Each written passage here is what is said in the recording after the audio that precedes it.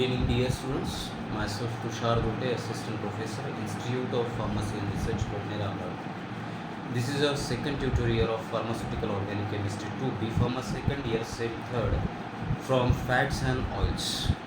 Okay, last lecture में हम लोगों ने देखा था फैट्स एंड ऑयल्स के रिगार्डिंग कुछ इंटरेस्टिंग फैक्ट्स, जैसे कि फैट्स एंड ऑयल्स कैसे ऑब्टेन होते हैं, उनका नेचर क्या होता है, केमिकल कंपोजिशंस क्या क्या है, केमिकली कैसे ऑब्टेन होता है, मतलब उसकी रिएक्शन क्या होती है, it is a triesters of glycerol with long chain carboxylic acids.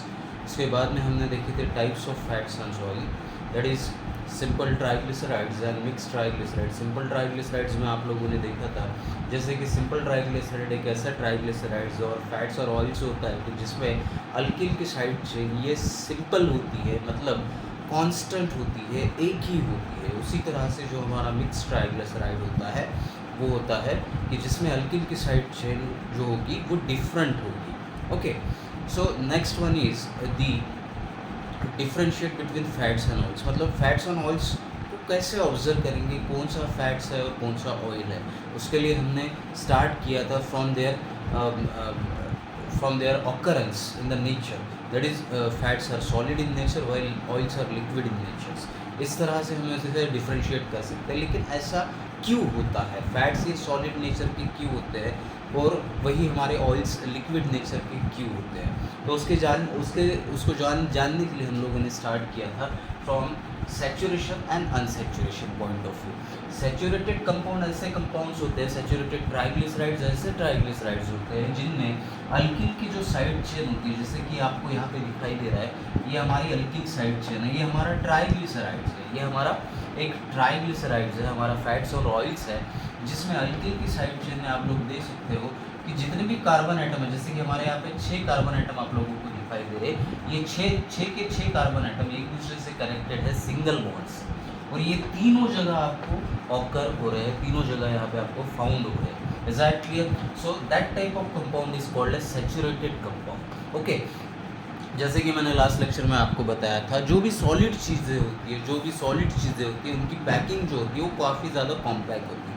जैसे कि हमने इस डस्टर का एग्जांपल लिया था कि जो डस्टर है ये काफ़ी ज़्यादा कॉम्पैक्ट मटेरियल से मिलके बना हुआ है। उसी तरह से हमारे जो सॉलिड मटेरियल्स होते हैं, हमारे जो फैट्स होते हैं, वो भी कॉम्पैक्ट नेचर के होते हैं। जितना ज़्यादा कॉम्पैक्टनेस ज़्यादा रहेगा उसमें, उतना ही ज़्यादा उसकी सॉलिडिटी रहेगी। उसी तरह से, और ये सॉलिडिटी आती कैसे, ये सॉलिडिटी आती है due to because of this saturation. Okay, तो ये सैचुरेटेड कंपाउंड का मतलब होता है जिसमें कोई भी डबल बॉन्ड यहाँ पे प्रेजेंट नहीं है, सारे के सारे कोवैलेंट बॉन्ड्स आपको दिखाते हैं।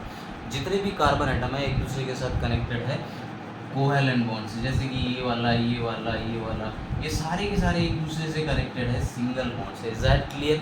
ये तीनों जगह हमें यहाँ पे फाउंड हो रहा है। जो हमारा ट्राइग्लिसराइड्स है, जैसे carbon number 1, carbon number 2 and carbon number 3, इस तीनों कार्बन के साथ जो कनेक्टेड अल्किल साइड चेन है वो सिर्फ और सिर्फ सैचुरेटेड है। Is that clear? So saturated का मतलब होता है सॉलिड, और सॉलिड का मतलब होता है ये फैट। Is that clear? अब बारी आती है हमारे ऑयल्स के रिगार्डिंग बात करने की। ऑयल क्यों लिक्विड नेचर का होता है, उसको जानने के लिए हमें फिर से एक बार हमारे ट्राइग्लिसराइड का फॉर्मूला ड्रॉ करना होगा। तो हमने यहाँ पे एक ट्राइग्लिसराइड बनाया है जिसमें कार्बन नंबर 1, कार्बन नंबर 2 और कार्बन नंबर 3 से कनेक्टेड जो अल्किल साइड चेन है वो एक दूसरे से कनेक्टेड है। आप देख सकते हो ये वाला कार्बन और ये वाला कार्बन एक दूसरे से कनेक्टेड है डबल बॉन्ड्स। वही दूसरा वाला कार्बन तीसरे वाले कार्बन से कनेक्टेड है भैया सिंगल कोवैलेंट बॉन्ड से। वही तीसरा वाला कार्बन चौथे वाले कार्बन से कनेक्टेड है डबल बॉन्ड से। फिर से एक बार चौथा कार्बन पांचवें कार्बन के साथ कनेक्टेड है सिंगल कोवैलेंट बॉन्ड से, और फिफ्थ वाला सिक्स्थ के साथ कनेक्टेड है डबल बॉन्ड से। यहाँ पे आपको alternate single and double bonds दिखाई दे रहे हैं। Is that clear? तो भैया ये जो है आपको alternate single and double bonds की चेन दिखाई दे रही है, अल्किल चेन, ये तीनों कार्बन पे सेम है। Is that clear? मतलब इसे हम बोल सकते हैं कि ये कम्प्लीटली अनसैचुरेटेड कंपाउंड है, कम्प्लीटली अनसैचुरेटेड कंपाउंड। यहाँ पे मैंने लिखा हुआ है कंप्लीट अनसैचुरेशन, और जहाँ पे बात होती है कंप्लीट अनसैचुरेशन की तो उस तरह के कंपाउंड को बोला जाता है लिक्विड कंपाउंड, क्योंकि इनकी पैकिंग जो होती है वो कॉम्पैक्ट नहीं होती। और बात हो रही है लिक्विड की, तो ऑयल होता है हमारा लिक्विड नेचर का। Is that clear? इसी वजह से आपके ऑयल को मिलती है लिक्विडिटी, इसी तरह से आपके ऑयल को मिलता है लिक्विड नेचर और फैट को मिलता है solid nature. Solid nature is due to because of complete unsaturation, while liquid nature is due to because of complete unsaturation. Is that clear? So this is about your fats and oils. Is that clear? इसे note करना होगा, note कर लो, screenshot लेना होगा, screenshot ले लो।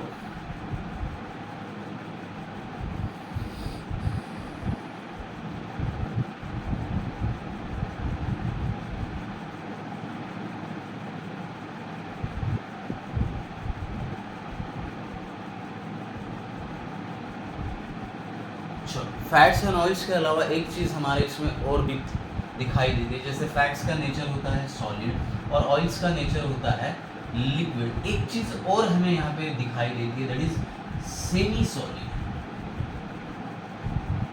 और semi solid के regarding अगर मैं बात करूँ तो एग्जाम्पल्स में यहाँ पे लिख सकता हूँ। फॉर एग्जाम्पल डालडा, आप लोगों ने देखा है, सभी लोगों ने डालडा जो होता है वो सेमी सॉलिड नेचर का होता है। उसे सेमी सॉलिडिटी क्यों ऑब्टेन होती है उसके रिगार्डिंग थोड़ी सी बात कर लेते हैं। जैसे इसके sorry, why Dalda is semi solid in nature. Okay, तो सेमी सॉलिड से रिगार्डिंग कुछ इंटरेस्टिंग फैक्ट जान लेते हैं। एक एग्जांपल मैं यहाँ पे ड्रॉ करता हूँ, CH2O C double bond O,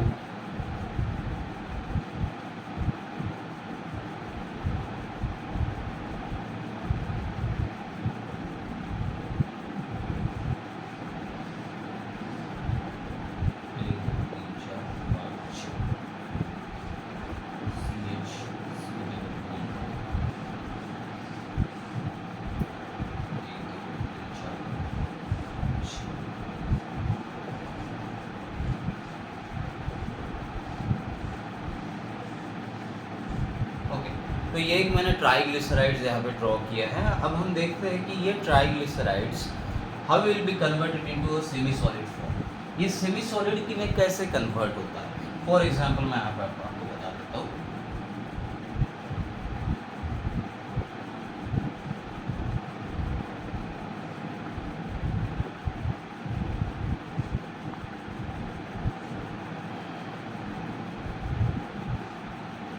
ये कंपाउंड मैंने यहाँ पे ड्रॉ किया है। अब यहाँ पे सैचुरेशन भी दिखाई दे रहा है और अनसैचुरेशन भी दिखाई दे रहा है। आप लोग यहाँ पे ऑब्जर्व करो, carbon number 1, this is carbon number 2 and this is carbon number 3। अब इस कार्बन नंबर से कनेक्टेड जो कार्बन है वो दूसरे कार्बन के साथ कनेक्टेड है। Carbon number 1 2 3 4 5 and 6। चलो, हमने ये 6 कार्बन इसे ड्रॉ किए है, 6 कार्बन यहाँ पे ड्रॉ किए। तो कार्बन नंबर 1 और कार्बन नंबर 2 एक दूसरे के साथ कनेक्टेड है डबल बॉन्ड के साथ। उसी तरह से जो कार्बन नंबर 2 और 3 है वो सिंगल बॉन्ड से कनेक्टेड है। कार्बन नंबर 3 और 4 सिंगल बॉन्ड से, again 4 and 5th will be single bond, single covalent bond, and carbon number 5th and 6th one is a double bond. Is that clear? उसी तरह से अब हम यहाँ पे नंबर 2 के साथ कनेक्टेड अल्किल रिंग के अल्किल साइड चेन के रिगार्डिंग कुछ बात कर लेते हैं, वो भी देख लेते हैं। जैसे कि कार्बन नंबर 1 2 के साथ कनेक्टेड है सिंगल कोवैलेंट बॉन्ड से, 2 3 के साथ कनेक्टेड है डबल बॉन्ड के साथ, 3 4 के साथ कनेक्टेड है सिंगल बॉन्ड, 4 5th के साथ कनेक्टेड है सिंगल बॉन्ड, और यहाँ पे 5th और 6th कनेक्टेड है डबल बॉन्ड के साथ। उसी तरह से यहाँ पे भी बात कर लेते हैं 1 2 3 4 5 6।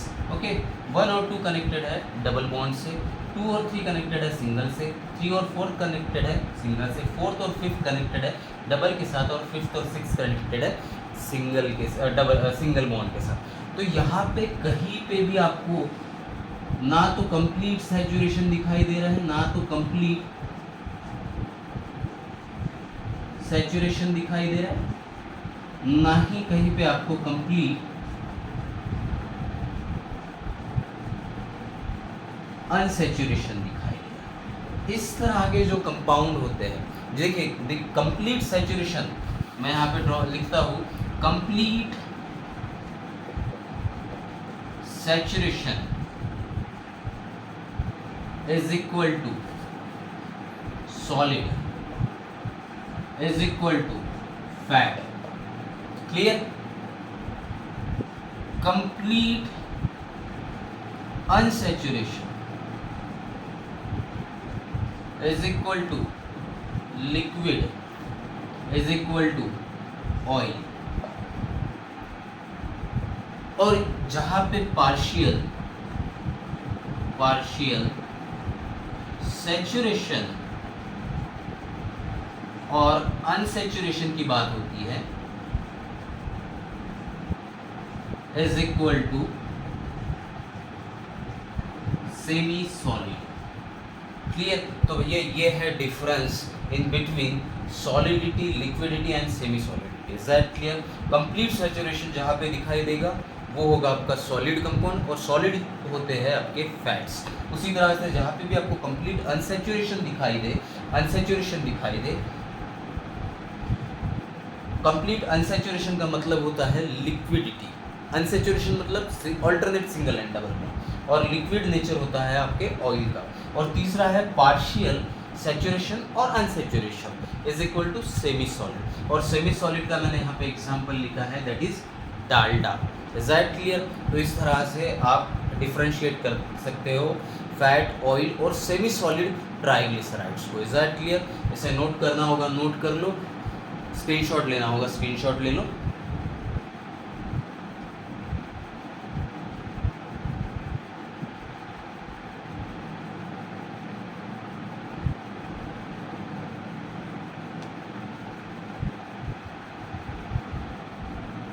Okay, now next is the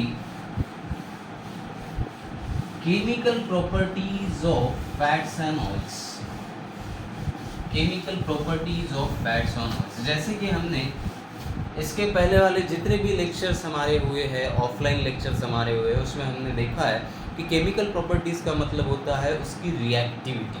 किसी भी कंपाउंड की रिएक्टिविटी को जानना है तो उसके केमिकल प्रॉपर्टी को आपको जानना होगा। तो यहाँ पे हम केमिकल प्रॉपर्टीज लिखते हैं, केमिकल प्रॉपर्टीज ऑफ फैट्स और ऑयल्स। ओके, सबसे पहले आने वाली इसमें केमिकल प्रॉपर्टी है, दैट इज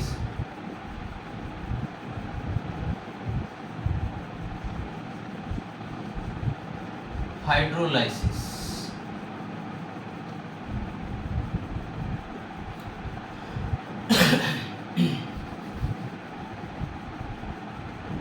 हाइड्रोलाइसिस में आने वाला है सबसे पहले आपका, that is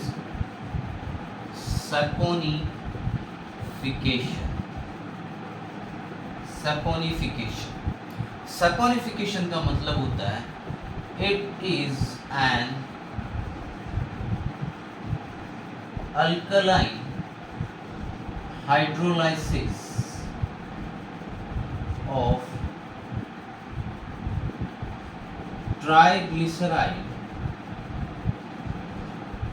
to get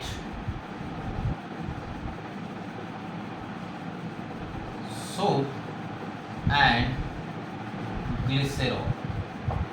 Is that clear?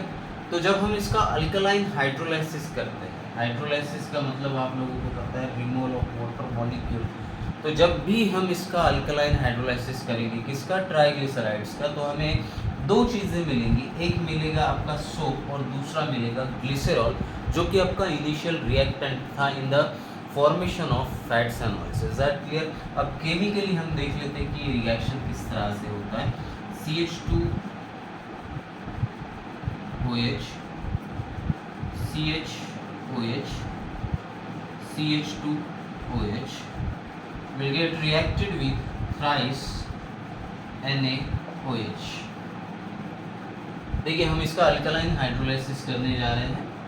Okay, तो यहाँ से जैसे ही हम, हमारे ये दो रिएक्टेंट है, first one is glycerol, sorry this is not a glycerol. Okay, will draw the formula